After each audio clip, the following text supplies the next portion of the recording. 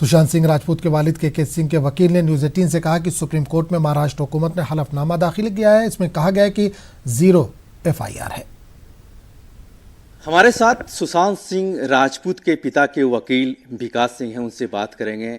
मामला अदालत में है और उनके वकील हैं विकास सिंह। जिस तरह से सुनवाई लगातार जारी है, सर क्या प्रोग्रेस है? कल हियरिंग है। देखिए, एक महाराष्ट्र सरकार ने एक हलफनामा दाखिल किया है जिसमें उन्होंने बड़ी अजीब सी बात कही है। मतलब उससे बड़ा ये लगता है कि उनको कानून का ज्ञान कम है। वो कह रहे हैं कि ये 0 FIR है। 0 FIR जो है वो एक कॉन्सेप्ट बड़ा अलग चीज़ है।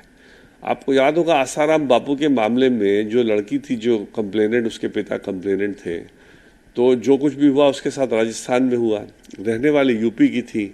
तो जब ट्रेन से दिल्ली उतरी तो पहाड़गंज में पुलिस स्टेशन में जा करके उसने FIR दर्ज करवाया। इसलिए करवाया कि उसको डर था कि राजस्थान वाले दर्ज नहीं करेंगे और वो वेट नहीं करना चाहती थी कि अपने घर जा कर के कराएं। तो दिल्ली में चूंकि कुछ भी नहीं हुआ था, ना वो रहने वाली दिल्ली की थी, तो उसको 0 FIR करके रजिस्टर कर लिया गया और फिर उसको वहाँ भेज दिया गया थाने में जहाँ पर कि इंसिडेंट हुआ था। जो एक विक्टिम होता है या जो एक क्राइम का जो सफरर होता है, उसका हमेशा चॉइस होता है कि या तो वो कराए जहाँ पे हादसा हुआ है वहाँ, या वो कराए जहाँ वो रहता है, जहाँ पर उसको उस हादसे उसका जो इफ़ेक्ट सफ़र करना पड़ता है। तो उसको कहते हैं कॉन्सिक्वेंसेस ऑफ क्राइम, जो 179 CRPC में है।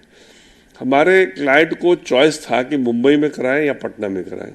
मुंबई पुलिस का जो रवैया था कि उन्होंने 25 फरवरी के कंप्लेंट के बाद भी कोई एक्शन नहीं लिया। जब हमने कह दिया कि हमको इसके जान से खतरा है, मरने के बाद भी उस दिशा में कोई काम नहीं किया। तो जब हमने देखा कि तमाशा चल रहा है, इंक्वेस्ट जो 24 घंटे में ख़त्म हो जानी चाहिए, उस इंक्वेस्ट को चलाए चले जा रहे हैं, तब हमारे क्लाइंट ने हमसे डिस्कस किया और हम लोगों ने कहा कि भाई यहाँ पर तो अगर FIR गलती से डाल भी देंगे तो रफा दफा करके ख़त्म कर देंगे। तो हमने कहा कि पटना में करेंगे, क्योंकि पटना में जुरिस्डिक्शन है। क्योंकि इस कानून जो है ना, वो कंप्लेनेंट का कन्वीनियंस देखता है, अक्यूज का कन्वीनियंस नहीं देखता है। इसलिए अगर पटना में वो चाहते हैं कि FIR दर्ज हो तो पटना को बिल्कुल राइट है। इत्तेफाक ऐसा हुआ कि पटना पुलिस जब गई तो क्वारंटाइन कर दिया। क्वारंटाइन जब कर दिया तो हम लोगों को लगा कि अब तो डिले हो जाएगा बहुत ज़्यादा, क्वारंटाइन इस झगड़े में हम क्यों पड़े रहें। तो फिर उनके पिताजी ने नीतीश कुमार जी से रिक्वेस्ट किया कि CBI को हैंडओवर कर दी जाए। अब CBI को हैंडओवर होगा, इसलिए CBI तो उन्होंने पिटीशन में खुद कहा है कि उनको CBI चाहिए, तो इसलिए CBI के खिलाफ वो अपोज कर कैसे सकती हैं।